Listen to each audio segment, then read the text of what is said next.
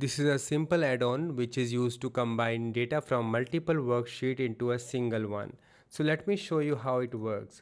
First of all, on the very first page, it will take the worksheet names in this box. So if I refresh, it will again, refresh the data from the worksheet.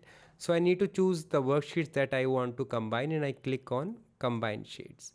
So on a click, it will combine the data. Now you can see that header is also copied. So I don't want to repeat the header. So let me just take one header and delete rest of the data. And now I will combine the data.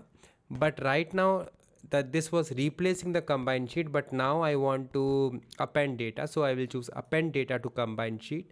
And then I will uncheck this one, include first row data. We will exclude this one. And now I click on combine. So it is going to combine the data and there are no headers. Now say I want to copy the format as well.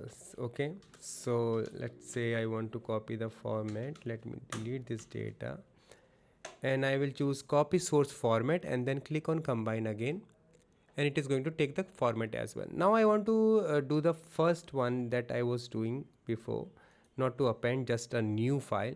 So click on this one and it will prompt us that you are sure you want to read the file. So we get to see the data like this. Since we are not copying the header, so header has not come. So to include header, we have to check this box. Now let us see what are the other options available here. So there is option to remove duplicates. So let us click on remove duplicates and it is going to remove the duplicate and show us. Now,